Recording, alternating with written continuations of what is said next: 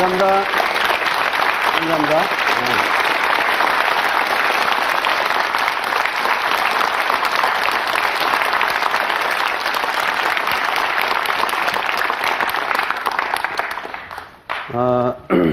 이렇게 점점 더 많은 분들이 관심을 가져주시고, 이렇게 우리 녹화장에도 많은 분들이 와주셔서 상당히 감사하게 생각합니다. 소승과 대승에 대해서 미진한 부분을 다시 한번, 정리를 하고, 다음 강의로 진행하도록 하겠습니다. 소승과 대승을, 우선 우리가 나누는 것은 뭐냐면은 소승은 이 출가자들 믹수라고 하는 이 출가자들 중심의 종교 운동이었다. 그런데 만에서 대승은 철저하게 뭐예요? 처음에 제가 신도들, 일반 신도들을 중심으로 한 운동이었다. 그러니까 이 불교 대승 운동이라고 하는 건 철저하게 대승운동을 만든 사람도 그렇고, 대승운동을 지도한 사람들이나, 대승운동을 따라간 사람들이나 모두 이 제가 신도들, 일반인들 중심이었다 하는 거를 여러분들이 꼭, 명심을 하셔야 된다. 그렇게 하다가, 그게 됐건 조직화 되니까 나중에 대승 중에서도 또다시 이제 출가 집단이 나오게 됐죠. 그래서 오늘 우리가, 우리나라에도 승려가 따로 있는 거지만, 원래 대승이라고 우리가 불교를 말한다면은 이 대승에는 사실은 성속의 구분이 없다. 초기 승단에 있어서는 부처님의 인간적 체치가 전에 내려왔잖아. 아시겠죠? 그 초기 승단 사람들은 부처님 말씀을 들은 직전 제자도 있었고, 이제 멀어 갈수록 뭐 재전, 삼전 이렇게 쭉 하지만 얘기들이 쭉 부처님은 어떤 사람이었던가 오히려 그런 게 있었으니까 그 비형상주의가 더 잘 지켜졌지만, 아니, 한 300년만 지나가도, 300~400년 지나가니까, 이제 부처님은 이 옛날에 있던 말도 잘 모르잖아요. 그런 얘기가. 전부 추상화되니까, 그때 그 불상이 딱 나타나니까, 그냥 사람들이 거기에 그냥 경도가 되는 거죠. 부처님이 이런 분이었을 거야. 그러고 해서 처음엔 굉장히 인간적인 그런 걸로 졌는데, 나중에 점점 신비화되다 보니까, 지금 우리 부처님이랑 전부 이렇게 그냥 정형화돼 버렸단 말이에요. 정형화돼 버렸단 말이에요. 그러니까 나는 지금도 뭐냐면 우리가 앞으로 변교에서도 조금 부처님 모습을 갖다가 조금 실제적인 그런 모습으로 조금씩 변형시킬 필요가 있다는 거예요. 그러니까 우리나라의 신라 시대 때부터 고려 이쪽 이렇게 쭉 부처를 보면은 그게 인도 사람을 안 그리고 한국 얼굴을 그린다고 또. 그러니까 우리가 느낄 수 있는 그런 부처로 그걸 표현을 바꾸는 거죠. 그래서 그것이 미술사의 그 양식적 변화에 상당히 중요한 것들인데, 하여튼 여러분들이 아시다시피 그런 운동이 나타나자 전부 불상 중심으로 갔단 말이에요. 그러면 그 불상 중심 운동에서는 그 자연이 뭐냐면 대승은, 이거는 뭐냐면 소승은 철저하게 그 추상적 진리를 중심으로 하는 종교운동이 되지만, 대승은 아무래도 뭐냐면 신앙 중심이 된단 말이야. 그렇죠? 그 부처님이라는 하나의 그 불상이 생겨지고, 그 부처님에 대한 귀의, 그래서 삼보이에 귀의한다는 말이 꼭 나오게 되고, 부처님께 귀의함으로써 그 신앙을 통해서 이제 구원을 얻게 된다. 그러니까 이것이 극단적으로, 이 대승운동에 극단적으로 가면, 여기 가면 이제 정토까지 가는 거예요. 그러니까 정토 신앙 같은 건 뭐야? 그냥 아미타불, 그래가지고 우리가 자꾸만 이렇게 나무 아미타불 이러고서 연불을 하는 거. 그러니까 아무것도 안 해도 연불만 외워도 구원을 얻는다는 거예요. 이제 그렇게 되면은 사실은 불교가 거의 기독교하고 차이가 없어지는 거예요, 지금. 그죠? 그러니까 현실적인 이 불교라는 거는 불교 운동의 전체 역사가 세계 종교의 모습을 다 갖고 있어요. 그렇게 되면 나중에 이제 미륵신앙 같은 거, 이런 것들이 전부 뭐냐면, 근데 미륵신앙이나 사실은 구체적으로 예수가 다시 재림한다는 거나, 미륵이 미래에 다시 재림한다는 거나 뭐가 다르냔 말이에요. 그것이 같은 그 대중신앙이 돼버리는 거죠. 그러니까 이게 대중운동이라고 하는 것은 이 대승이라는 건 그런 위험성이 있단 말이에요. 그러니까 대승만이 좋은 게 아니란 말이에요. 아시겠어요? 자연히 대승운동으로 가게 되면서 불교의 성격의 변화가 일어난단 말이에요. 그러니까 그런 식으로 다시 가니까 대승운동가들의 위대한 사상가들이 나와서 이거는 아니다. 이거 잘못 가고 있다. 해가지고 그거를 막자는 게 지금 반야사상이란 말이야. 아시겠죠? 그거를 막아야 된다는 거야. 지금 불교에서 본래적인 여기에서 너무 멀어졌다. 그러니까 탑중심 불교에서 불상중심 운동으로 가면서 불교가 엄청난 변질을 하게 되는 거예요, 이게. 그러니까 우리나라 지금 불상중심으로 자꾸만 생각하는 불교는 이건 불교의 원래 모습이 아니라는 거예요. 아시겠어요? 원시불교에서 대반열반경에서 나 이런 원시경전에서 부처님이 당부하시는 세계하고 멀어졌어요. 그렇게 하면서 대승이라는 걸 무조건 대승은 좋고 소승은 나쁘다. 이런 편견에서 우리가 벗어나야 한단 말이에요. 불교사의 이런 전반적인 흐름을 알아야 한다는 걸 제가 지난 시간에 말씀을 드렸던 겁니다. 대승에서는 뭐예요? 너희가 바로 부처다. 네가 바로 부처다 이렇게 되는 거 아니에요? 그러니까 네가 바로 부처다라는 생각을 극한까지 이제 그 대승이 밀고 가면은 선이 되는 거예요. 선. 선까지 갈 수밖에 없어요. 그게 선이라는 건 네가 곧 견성성불이라고 그러잖아요. 견성성불이라고 그러잖아요. 지금 우리가 항상 하는 견성하십시오. 그래서 견성. 한국 사람들이 제일 잘 쓰는 말이 견성이란 말이에요. 견성. 부처님 저한테 견성하십시오. 이게 무슨 말인 줄 알아요? 네가 네 본성, 네가 가지고 있는 네 본성이 곧 부처라는 것을 안다 그거예요. 아시겠죠? 견성이라는 건 네가 곧 부처라는 걸 안다 하는 거예요. 자, 근데 여기에 이 문제가 복잡해진다고 여기에 말이죠. 그러면은 여기에 문제가 복잡하니 자 견성이란 말 이왕 나온 김에 이거를 가지고 얘기를 해보잔 말이죠. 그러면 대승운동은 부처님을 그렇게 곧 내가 부처다. 그러니까 전번에 말했듯이 법중심이 아니라 불중심이 되고 부처님의 아무래도 계율이라는 거 이런 거를 소소하게 다 지킬 수가 없고 그러니까 부처님의 자비를 희구하게 된단 말이야. 대중운동이니까. 그리고 뭔가 부처님에 접근하기에 쉬워야 되잖아요. 대중이라는 거는. 어려운 과정을 거쳐서 부처가 된다는 건 감내하기가 어렵단 말이에요. 생활에서. 그 대중운동이 안 된단 말이에요. 그러니까 대중운동이 되다 보니까 네가 곧 부처님이다 하는 생각. 즉 뭐냐면은 그 부처라는 거는 어디 저 카필라성에 있던 4,500년 전에 카필라성에 있던 왕자 그 부처가 아니라 바로 네가 부처다.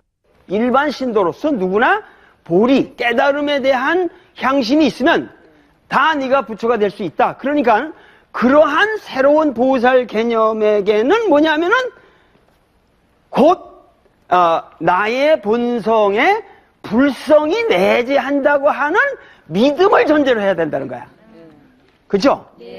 불성을 전제로 하는 그런 믿음을 전제로 해야 되는 거야. 그러니까 그렇게 되면 자 중요한 게 있어요. 그러면 과거에는 내가 이게 도노돈수 성철 스님의 도노동수 그런 얘기들 있었잖아요. 근데 나는 원시불교 원래는 뭐라고 그랬어요? 오하고 수에서 뭐가 더 본질적이라고 그랬어요? 오보다는 수, 인간은 닦음의 존재라고 그랬지. 그거는 닦음의 존재라고 하는 것은 곧 내가 부처다라는 게 전제가 돼 있어요, 안 돼 있어요? 안 돼 있죠. 부처님이 되려면 오랜 세월을 거쳐서 닦아야 부처가 되잖아요. 그러니까 그 오랜 세월을 거치는 과정이 점진적 아니에요. 그죠? 그러니까 점이 될 수밖에 없다고. 그런데 지금 대승은 이 점을 못 참는단 말이에요. 그러면 대승운동이 안 된단 말이에요. 그쵸? 오랜 세월을 그렇게 하면 하세월에 내가 부처가 되냐 그러면 에이 안 믿어버리지. 사람들 그렇게 될 거 아니에요. 안 믿어버리지. 그리고 대승운동이 안 된단 말이에요. 그러니까는 이 대승운동으로 가면은 뭐가 되냐면 기본적으로 돈이 돼야 된단 말이에요. 그죠? 돈이 돼야죠. 금방 된다. 금방 된다니까 믿어라. 이렇게 되는 거 아니에요. 금방 된다. 그러니 믿어라.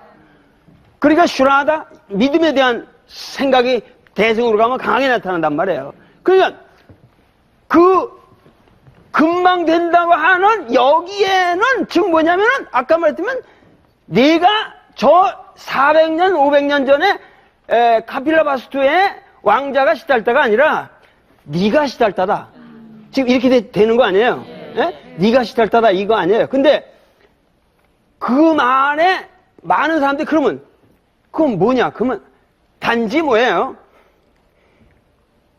오염되었고 우리의 육체, 그러니까 어떠한 이러한 그 죄의, 그러니까 업의, 악업의 그런 물들여져 있기 때문에 내가 시달다라는 걸 못 보는 거지, 그치? 그것만 걷어내버리면 곧 네가 시달다다 이렇게 되는 거 아니에요? 아주 간단한 이론이 된단 말이야. 이해가 되시죠?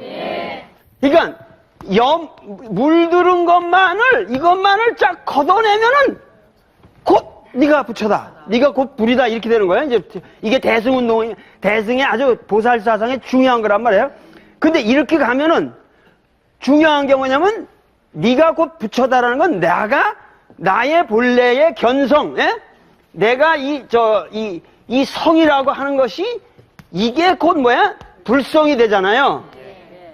그러면은 여기 성철 스님도 이러한 문제에 대해서 상당히 전혀 이론적인 반성이 그러니까 이론적인 반성을 제기 안 하고 그냥 절대적으로 말씀을 하시는데 여기 중요한 문제는 뭐냐? 이 불성이라고 하는 것을 다시 네가 곧 부처다라고 전제를 하게 되면은 나는 곧 부처로서의 나가 있게 되잖아요. 무슨 말인지 아세요?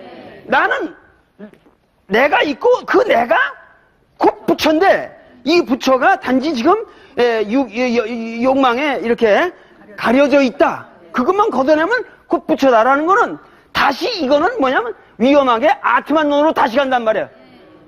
무아론이 아니라 아론으로 가잖아요. 여기에 굉장히 이러한 이론이 굉장히 강력한 것 같지만 여기 또 다시 위험이 있단 말이에요. 왜냐면 불교는 철저하게 무아론이어야 되는데 항상 나는 부처다. 근데 잠깐 가려 있을 거다. 이것만 걷어내고 내 본성만 보면 나는 곧 부처다. 이게 쉽고 좋지만 여기에 굉장히 불교와 반불교적인 아론이 다시 등장한단 말이에요. 이 불성론을 갖다가 이 대승기실론이라고 하는 책에서, 그러니까 뭐 그 전에 뭐 열애장 경이라든가 이런 책이 있지만은 이 불성을 갖다가 이걸 갖다가 뭐라고 그랬냐 하면은 열애장이라고 불렀어요. 열애장이라고. 이제 이해가 가십니까? 그러니까 타타가타 가르바라고 그러는 건데 가르바라는 건 태아라는 의미거든요. 태아. 그러니까는 이 말은 좀 뭐냐 하면은 그 열애가 될 수 있는 그러한 열애의 태아가 내 몸에 있다. 그러니까 나는 열애의 태아를 가지고 있다. 이렇게 되는 거란 말이에요. 그러니까는 그거는 종자라 그러면 안 돼. 하여튼 열애의 가능성을 나는 가지고 있다 이렇게 되는 거죠. 함장하고 있는 존재다 하는 그런 의미에서 열애장이라고 하는 건데 대승기실론이라고 하는 책은 불행하게도 산스크리트 원본이 남아있질 않아요. 그래서 많은 사람들이 대승기실론이 중국에서 성립한 위서일 수도 있다 라는 생각까지도 갔는데 최근의 연구는 대승기실론은 어디까지나 이제 산스크리트 원본이 확실히 있는 책이고 한 550년경에 진제라는 사람이 중국에서 번역을 했다 이렇게 지금 보고 있거든요. 근데 대승기실론이라는 게 뭐예요? 대승이라는 건 이 대승 운동에 대한 믿음을 일으키게 하는 논이란 말이야 지금. 믿음을 일으키게 하는 논이란 말이야. 대승기실론이라는 책에서 뭐냐 그러냐면 그 열애장이라고 하는 것은 지금 뭐냐면 그 전번에 불교 그러니까 윤회의 주체로서의 식이 뭐라고 그랬어요? 아라야식이라고 그랬죠, 유식에서는. 근데 유식에서는 어디까지나 그 아라야식이라고 하는 것은 이거는 좋은 거예요, 나쁜 거예요? 이거는 기본적으로 망식이에요. 아무리 아라야식이 그 인간의 존재의 바닥에 있는 무의식적 세계라고 할지라도 그거는 이제 업을 지어내는, 끊임없이 업을 지어내는 그러한 거잖아요. 그러니까는 그것은 어디까지나 이것은 전식이라고 그래서 우리가 전환시켜야 할 대상이지 그 아라야식을 통해서 우리가 구원을 얻을 수는 없단 말이에요. 그죠? 아라야식을 통해서 우리가 구원을 얻을 수는 없어요. 그런데 이런 아라야식에 반해서 열애장은 이론이 어떻습니까? 이거는 이 망식이에요, 망식이 아니에요? 이건 망식이 아니죠. 열애장이라는 건 좋은 거죠. 어떤 면에서 우리가 가야 할 궁극이죠.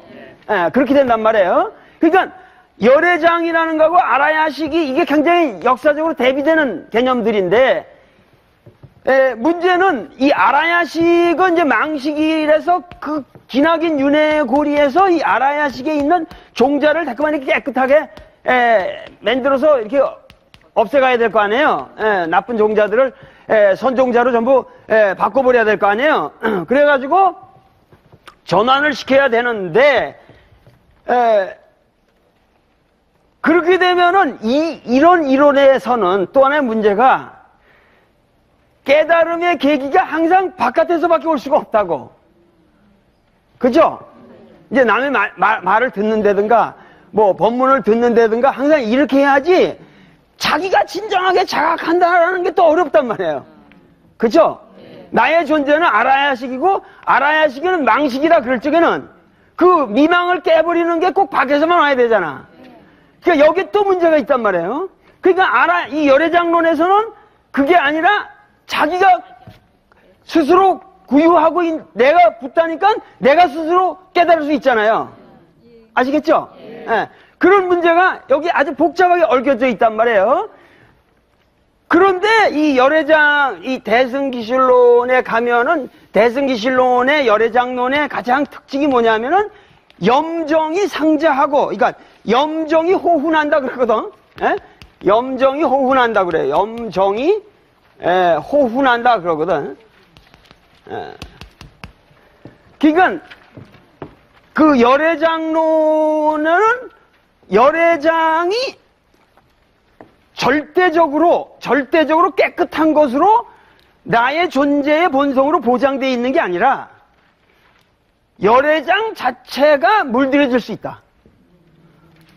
열애장 자체가 물들여질 수 있다. 이게 대승기실론의 독특한 거예요. 나는 열애의 가능성을 가지고 있는 존재지만 이 가능성의 존재 자체가 더럽게 물들여질 수 있다. 그래서 염과 정이 서로가 훈습한다 그거예요. 그러니까는 이게 뭐냐면은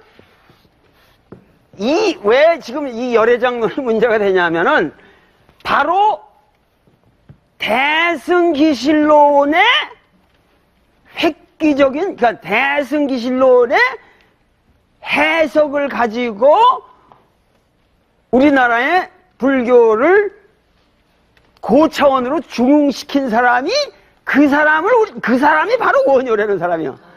아시겠죠? 여러분들 원효 그러면은 원효라는 분이 어떤 분인가 여러분들 이런 걸 찾아보는다고 지금. 근데 원효가 왜? 그러니까 우리가 지금 한국 사람들은 오늘 21세기에 지금 살고 있잖아요. 근데 여러분들 사실 21세기 살고 있다는 거를 정말 부끄럽게 생각해야 돼. 왜냐면 그 기나긴 세월에 벌써 원효 같은 분이 그 옛날에 그들이 고민한 문제의 수준과 이론적 깊이와 그 당시 원효에게 주어져 있던 정보의 양과 이 문제의식을 21세기에 살고 있는 우리가 잽도 안 되는 거야, 지금. 잽도 안 돼.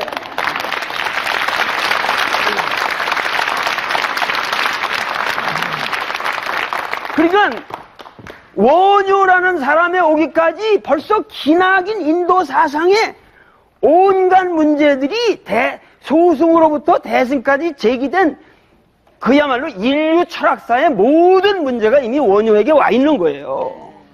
그거를 원효의 대승기실론서 같은 걸 여러분들이 지금 보시면은 그렇게 고민해가면서 치밀하게 전개하는 그런 정말 그 원효 같은 분의 책을 읽으면은 내가 지금 유불도에 박학하다고 아마 그러기로는 한국에서 감히 정말 내 앞에서 뭐라고 그럴 사람이 없을 거예요. 그러나 내가 원효를 지금 이렇게 보면은 잽도 안 돼. 부끄럽다고. 아니 실제로 노자 도덕경도 환있게 들고 있고 그 당시에 노자 도덕경을 다 외우고 있어요. 그 양반 쓰신 문장 보면은. 그리고 불경의 모든 걸 다 할 뿐만 아니라 한학의 이쪽 그 육아경전이나 이런 것도 벌써 한문을 통해서 다 꿰뚫고 있단 말이에요. 유불도가 완전히 다 통달한 분들이에요. 그런데 그 양반이 열애장론을 가지고 싸운단 말이에요. 지금 이 문제를 가지고 이 시간에서 내가 지금 제기한 문제를 가지고 싸우는 분이란 말이에요. 그래가지고 이 양반의 사상이 이제 대승시절을 살지만 이게 일심이문이라는 거거든요. 가장 핵심은. 그러니까 열애장론이 이게 염정이든 염이든 정이든 말이야. 이게 그러니까는 이것이 한 마음이라는 거예요. 그렇잖아요? 일심인데 이 일심에는 진여문과 생멸문이 다 이게 같이 있다는 거예요. 그러니까 결국 진여의 세계, 그러니까 열애장을 볼 적에 진여의 세계나 생멸의 세계가 결국은 한 마음이라는 거예요. 그게 두 문으로 나타나지만 그렇지 않습니까? 그러니까 여기 생멸이라고 그러는 건 항상 우리가 이 현상에서 살면서 생겨나고 멸하는 그 변화 기복한 이러한 세계에서 지금 아라야식이 그 훈습해서 일으키는 현행의 그러한 세계죠. 생멸문이라고 하는 것은. 이해가 갑니까? 예. 그렇지만 진여라는 건 어떠한 이러한 생멸의 배면에 있는 아주 변하지 않은 항상 스스로 같은 진정한 그러한 내 마음, 변하지 않는 이러한 마음 같이 보이잖아요. 그런데 이 생멸과 진여라는 이거를 하나는 이거는 본체고 본체론적인 거고 이거를 현상적인 걸로 봐서는 안 된다는 거예요. 이해가 가십니까? 그러니까 마치 생멸하는 마음이 있고 그 배경에 아주 진여의 아주 깨끗한 고요한 완벽한 변하지 않는 항상 그러한 여여한 마음이 있다라고 그거를 이원적으로 생각하면은 이건 불교가 아니라는 거예요. 그러면서 유명한 비유가 뭐냐면 이거 물론 기실론 자체에 나오는 얘기지만은 파도 같은 것이 뭐예요? 바람이 불면은 파도가 일로 와서 출렁거리지만 그 파도가 잦고 나면은 고요한 바다가 되잖아요. 그 호수가 되잖아요. 고소한 수면이 되잖아요. 그러면 파도가 일 때나 고요할 때나 같은 마음 안에 지금 같은 물 안에 지금. 단지 어떤 그 바람이라는 계기가 있었을 뿐이지만 같은 거 아니에요. 그걸 다르게 볼 수가 없다는 거예요. 이해가 가십니까? 그러니까는 이게 일심이고 결국은 궁극적으로 그러니까 여기서 이제 이 양반은 이제 생멸문 이쪽에서 이제 열애장을 얘기를 하는데 하여튼 그건 복잡한 건 얘기하지 말고 궁극적으로 그렇게 말하면 열애장론에 들어가도 우리가 열애장이라고 하는 것은 누구나 다 부처가 될 수 있다고 하는 사람들에게 가능성으로서의 불성이지 내가 곧 부처다라고 하는 오만심을 가지면 이거는 안 된단 말이에요. 이거는 아트만론이란 말이에요.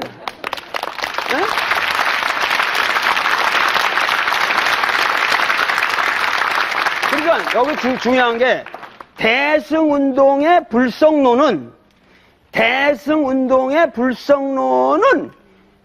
우리의 실천론적으로 이해를 해야지 그걸 존재론적으로 이해하면 안 된다. 이해가 가시죠? 그러니까는 그러니까 결국 뭐냐면 원효 스님도 말씀하신 게 뭐냐면 일심이라고 하는 것 자체를 이거를 존재론적으로 이해하면 안 된다는 거예요. 원효의 핵심은 이해가 가요? 이것을 존재론적으로 이해하면 안 되고 이것은 반드시 실천을 위해서 부처님께서 우리에게 대승의 신을 믿음을 일으키기 위해서 말씀하신 것뿐이다. 왜 이런 말을 했겠어요? 원효께서 당시 원효라는 사람은 삼국이 통일된 직후에 나타난 사상가란 말이에요. 그 당시 백제, 고구려, 신라 이런 거 다 통합을 했잖아요. 각기 다른 마음을 갖고 산 사람들이 모였단 말이에요, 지금. 그러면 여기에 그야말로 우리 민족이 새로 모여가지고 새로운 국가를 건설해서 통일신라가 나가려고 할 적에 이들에게 어떤 통일된 한 마음을 제시하려는 것이 이 원효는 이러한 대승기신론 사상이나 이런 일심 사상을 가지고 우리 민족의 어떤 새로운 정신적인 이데올로기를 삼아야겠다고 하는 그런 걸 가지고 노력하고 산 분이란 말이에요. 응?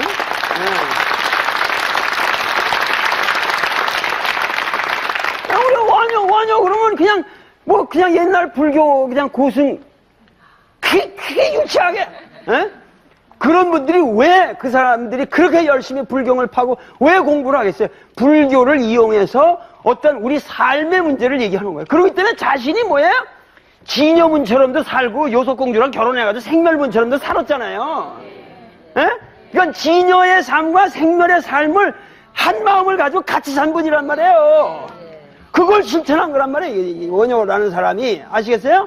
그것은 곧 우리 민족에게 최초로 통일국가가 건설됐을 적에 그 통일국가의 새로운 이데올로기를 바로 이러한 일심사상을 가지고 만들어간 사람들이란 말이에요.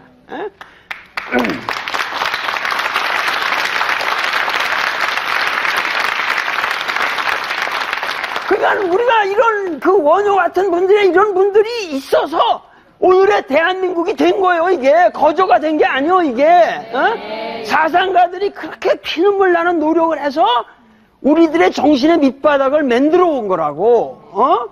그렇게 해서 우리가 있는 건데 이런 건 모르고 그냥 제각기 딴 생각들 하고 이렇게 한 마음을 잃어버려가지고 되겠냐 이거야 이게.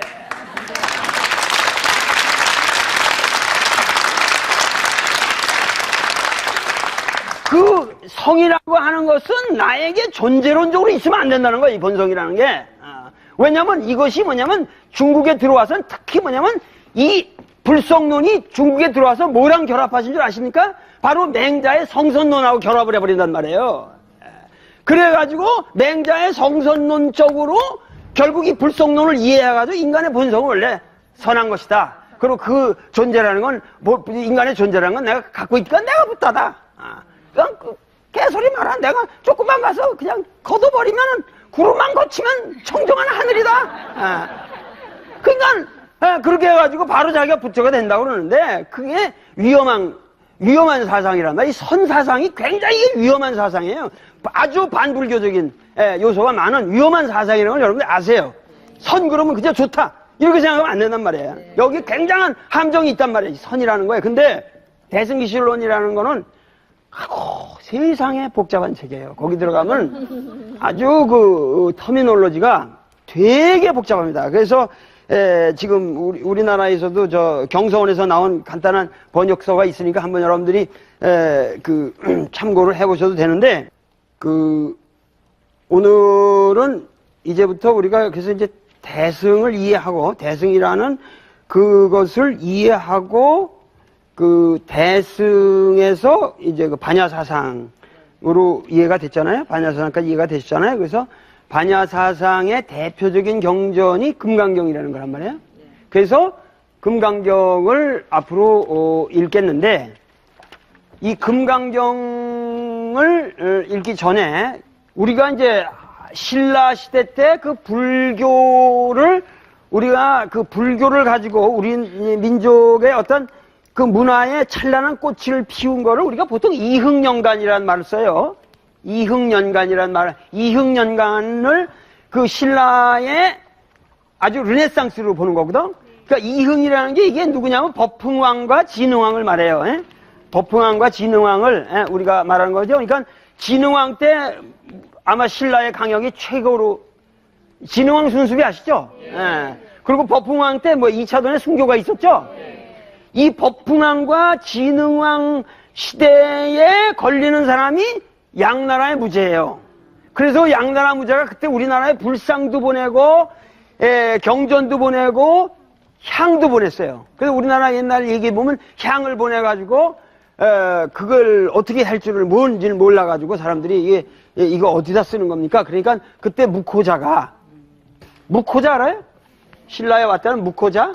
근데 이 묵호자라는 게 이게 한두 사람이 아니에요. 이게 뭐냐면 이게 그냥 사람 이름이 아니라 당시에 인도에서 온 사람이 얼굴이 시커맸거든. 에? 시커먼 오랑캐다 이런 얘기요 지금. 에? 얼굴이 시커먼 오랑캐다라는 게 묵호자예요. 이게 묵호자가 한두 명이 아니요. 이게 아마 인도 사람인데 이게 내가 생각하기에는 드라비다족 아마 인도의 아주 토종들이 얼굴이 새카매요 좀. 아리안족은 좀 허옇고 서양식으로 생기고 벽안이고 그런데 아마 그쪽 계열의 그 인도에서도 그 까만 사람들 이런 사람들이 왔을 거예요. 그래서 신라 사람들이 그 사람들을 보고 묵호자라고 그런 거예요. 이 묵호자가 그 향을 갖다가 어디다 쓰는 거냐 하고 법흥왕이 물으니까는 그거를 이렇게 불에 켜가지고 부처님 불상에다 이렇게 해서 다 꽂아놓고 빌면은 소원이 성취되는 겁니다. 그래가지고 그때 때마침 공주에 뭐 병이 있었다고 그래서 그 빌었더니 나았다.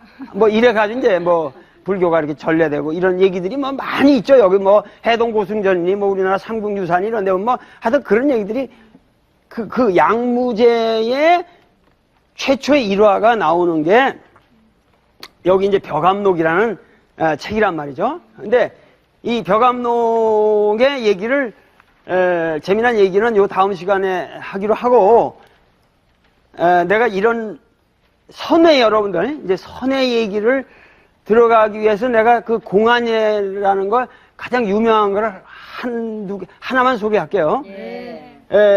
아마도 이 선회 역사는 해능으로부터 시작된다고 그랬죠? 해능선사로부터 시작이 돼가지고 가장 이 해능으로부터 마지막 꽃을 피운 사람이 이 조주라는 사람이라고 난 생각해. 그래서 해능으로부터 조주까지의 한 300년간이 아마 찬란한 선의 역사요.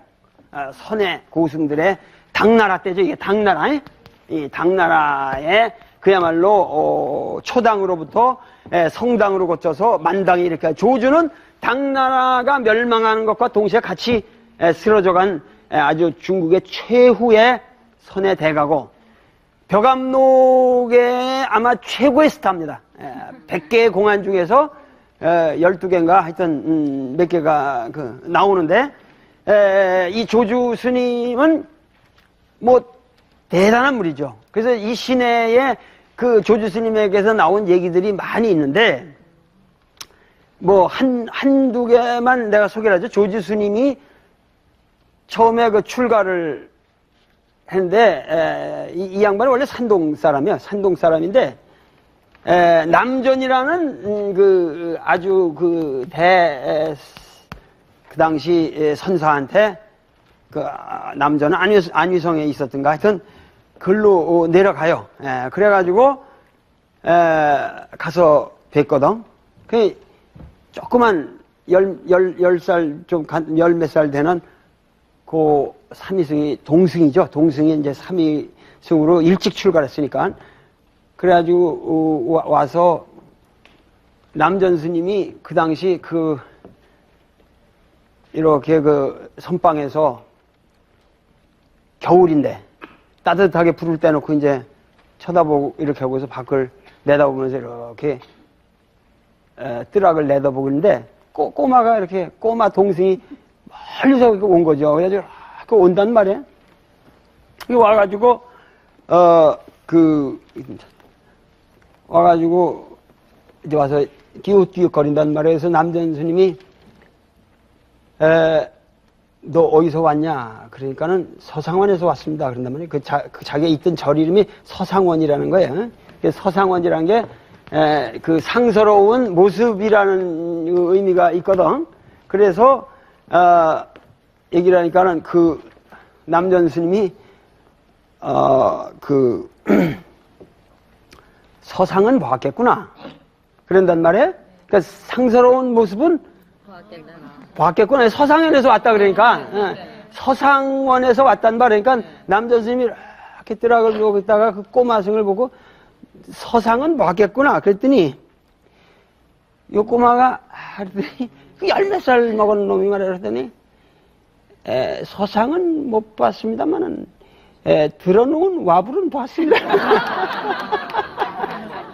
그러니까 이 앞에 있는 남전을 자기는 보러 왔으니까 나는 저 서상은 이미 이제 서상은 본 적이 없고 들어놓은 와불 하나 봤습니다. 그런단 말이야. 그러니까는 남전이 요 꼬맹이 봐라 딱 알아듣는 거죠. 이게 선의 세계, 이 시적인 영감이 서로 가는 이게 선이라는 거예요. 선이라는 거는 그래서 딱 일어나가지고 의관을 정지하고 탐이 난단 말이야. 꼬마가 그 아주 당돌하고 재치가 있거든. 그러니까 이놈은 대성공을 할 놈이다. 그러고서 재치가 있어. 너는 주인이 있는 삶이냐 주인이 없는 삶이냐. 그러니까 너 스님이 있냐. 그렇게잖아요. 우선 그게 자기가 데려다 기르고 싶은데 주인이 있는 삶이냐 주인이 없는 삶이냐. 그러니까 이놈이 하는 얘기가 저는 스승이 있습니다. 얼마나 실망이 돼. 남전이 스승이 있습니다. 그러니까는 그러면 그 스승님은 어느 절에 계시냐 하고 묻잖아요. 그러니까 이놈이 넙죽 절을 하면서 옥체망강하셔서 그러니까 요런 게 그 선의 맛입니다. 이 공안에 여러분들이 그 어떠한 재치와 인간의 그 뭐랄까 그 인간이 지금 불성을 가지고 있다라는 것에 이런 거를 좀 이런 걸 통해서 여러분들이 막연하지만 한번 이해를 해 주셨으면 좋겠어요. 이 조주 스님이 이제 거의 120세까지 사셨어요. 그 조주 스님은 아주 역사적으로 정확한 바이오그래피가 남아 있습니다. 그래서 120세 입적하신 게 정확하시거든요. 근데 그래가지고 당대 그야말로 당나라의 그 찬란한 당나라 문명의 최고의 스님이 되신 거죠. 그래가지고 이제 이 양반이 이렇게 그 아주 큰 절에 이렇게 앉아 계시는데 아주 그 어린 스님이 그 어린 스님이 천길만길을 마다하고 중국이 오죽 커요. 거기서 이제 그 천신만고 끝에 이제 조주 스님한테 온 거예요. 조주 스님을 뵈러. 그래서 길로 와가지고 드디어 엎드려가지고 조주 스님한테 절을 하면서 넙죽 엎드려 절을 하면서 제가 이렇게 천신만고 끝에 스님께 이 불법을 구하러 여기까지 왔습니다. 이 총림에 제가 와서 사부님의 교실을 받고 싶으니 그야말로 이 지극한 도를 지상에 불교에 더 없는 최고의 진리를 제가 무상 정등 정강의 진리를 터득하고 싶습니다. 조금 스님께서 가르쳐 주시옵소서 하고 엎드려서 막 눈물을 떨구면서 그 얼마나 감격하겠어요. 그 먼 길을 와가지고 쫙 했는데 긴장감이 쫙 도는 순간이겠죠. 그 장자도 그러고 이제 조주 스님이 이렇게 자 이제 절을 하고 내가 일어났어. 그러니까 요 분위기를 잘 아셔야 돼요. 절을 하고 여기 일어나가지고 스님을 긴장하고 있는데 조주가 아침 먹었냐?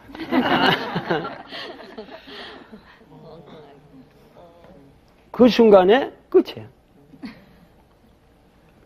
이해가 가? 어려워? 그게 공안이에요. 그 순간에 이 스님이 대오를 합니다. 이해가 안 가요? 다시 한번 내가 또 딴 걸 해주게. 이건 내가 해설을 하면 안 돼요. 예? 해설을 하면 안 돼요. 이게 선이라는 겁니다. 예? 이게 여기서 대오를 한 그 동자승. 예? 자, 다시 한번 내가 말씀드리겠습니다. 조주 스님이 큰 이제 해인사 같은 그런 큰 절에 이제 방장 스님으로 계실 거 아니에요. 그 노인이 이렇게 하는데 거기 이제 뭐 승려들이 왔다 갔다 그냥 수백 명이 뭐 수천 명이 이거 뭐 그런 대철이죠. 중국의 옛날에 그 당나라 때 뭐 수천 명이 들락날락거리는. 그 지나가면 이렇게 산보를 이렇게 이제 노인이 뭐 120세에 가가지고 노인이 이렇게 산보를 하다가 어느 스님이 이렇게 온 거예요. 오면은 괜히 물어보시는 거예요. 이제 노인이 이렇게 하다가 너 여기 처음 왔냐? 그래 그러면은 이제 그 스님이 어떤 이제 젊은 스님들이 처음 왔습니다. 여기 와본 적이 없는데 이 절에 처음 왔습니다. 그러면은 차 한 잔 들어. 차 한 잔 들게. 그러시단 말이야. 그러고 나서 또 이렇게 댕기다가 어떤 스님이 또 오면은 너 여기 왔었냐? 왜 또 물어. 그런데 어떤 스님은 뭐냐면은 저는 여기 여러 번 왔습니다. 여러 번 왔습니다. 그러고 얘기한단 말이야. 그러니까 그런데 또 차 한 잔 들어. 그런단 말이에요. 그 원주 스님이, 이제 주지 스님인지 뭐 하여튼 원주 스님이 보고 궁금하단 말이에요. 그렇게 했는데 승려들한테 맨날 물어보시더니 처음 왔다는 놈한테도 차 한 잔 들어 그러고 여러 번 왔다는 놈도 차 한 잔 들어 그런단 말이에요. 그러니까는 그 원주 스님이 궁금해가지고 조주 스님한테 아이 스님 여기에 처음 왔다는 사람한테도 차 한 잔 들어. 그리고 여러 번 아까 여러 번 왔다는 건 처음 했어? 두 번째가 그러니까 여러 번 왔다는 놈한테도 차 한 잔 들어 그러시고 처음 왔다는 놈한테도 차 한 잔 들어 그러시고 그게 뭔 뜻입니까? 하고 묻는 거예요. 그러니까는 조주 스님이 원주를 탁 꿰뚫어 보는 거야. 그러면서 원주! 이거는 원주가 깜짝 놀라가지고 이렇게 멍하게 이렇게 쳐다보고 자기가 이제 뭐가 잘못한 거 있나 그러고 탁 그런데 온화한 말씀으로 차 한 잔 들어. 이해가 가요? 네. 그러니까 이런 말들이 시내에 뭐 인사동 골목에도 많이 쓰여져 있고 이게 꼭 개소리가 돼버렸는데 잘 이해를 해보세요. 에? 지금 뭐냐면은 결국은 선의 궁극에 가면은 아까 그런 열애장론 얘기도 했지만은 처음에 그 삼위승이 그 천신망고 끝에 거기를 와서 부처님께 이 불교의 지극한 도리를 제가 진리를 깨우치고 싶어서 왔습니다 했을 때 탁 꼬나보고 아침 먹었냐? 내가 아침 먹을 때에 그러한 평상심이 곧 부처님 마음이다.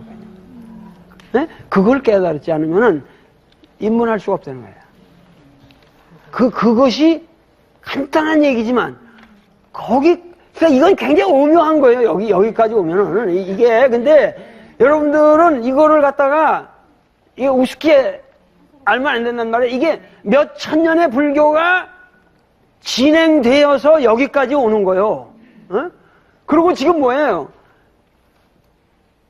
처음 온 놈한테 차 한 잔, 여러 번 온 놈한테 차 한 잔이라는 거를 분별해서 그거를 개념적으로 왜 이런 사람들한테는 너 이런 말을 하고 이런 사람한테도 이런 말을 하냐라고 묻는 원주의 그 분별적인 마음 그 자체가 곧 불성이 아니라는 얘기 아니에요.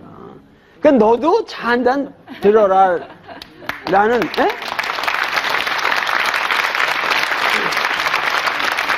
그러니까 이게 내가 해설을 하면 안 되는 부분. 이게 여러분들이 그 당장에서 그 맥락에서 대우를 해야 되는 거예요. 이거는 논리적으로 내가 설명을 하면 안 되는 거예요, 지금. 그 자리에서 그 조주스님의 그러한 얘기가 결국은 그것이 불교가 이러한 열애장론으로 해서 이제 진행이 되면은 그 유식을 거쳐서 열애장론까지 오면은 결국은 최후로는 조주의 평상시까지 오는 것이다 그야. 조주의 평상시까지 오는 게 여기가 이제 선의 세계고 이거는 직관의 세계고 이제 시적인 세계고 이것이 이제 인간은 모두 불성을 구유하고 있다고 하는 이 의식이 뭐냐면은 이러한 평상심이 곧 불심이다라고 하는 세계로 가면은 지금 뭐죠? 여기서 비로소 뭐야? 완벽한 인간의 평등주의가 보장되잖아요. 이것이 대승의 정점이에요. 인간은 모두 동일하게 불성을 구유하고 있고 그 불성을 구유함으로써 우리는 모두 다 같은 동일한 존재, 동일한 가능성의 존재이다라는 거예요. 동일하다라는 게 아니에요. 동일한 가능성의 존재라는 거예요. 그리고 그것은 하나의 새로운 아트만론이라고 생각하기보다는 이 우주에 편재하는 일심의 가능성, 그 거대한 우주적 에너지를 태아로 해서 그 탯줄로 해서 태어난 나의 존재라고 하는, 그리고 우리가 어떻게 살아가냐 하는 문제는 또 다른 문제예요, 이거는. 그 가능성을 불교는 최후적으로 이 열애장론을 통해서 제시한 거예요. 그러니까 여기까지 오면은 이제 불교의 모든 이슈가 여기 쟁점이 나오는 건데, 이 대승 소승 논의에 있어서 여기까지 여러분들이 이해를 하셔야 되는데, 이 대승 운동이라고 하는 것은 상당히 강력한 운동이면서도 소승의 입장을 볼 때는 매우 반불교적이고 비불교적인 요소들을 많이 함축하고 있다고 하는 것을 깊게 이해를 하시고, 우리나라의 불교의 현실에는 이러한 매우 비불교적이고 반불교적인 요소들도 반성 없이 성행하고 있다는 것을 우리가 깊게 통찰하면서 21세기 불교의 미래를 생각해야 한다 이거예요. 아시겠죠?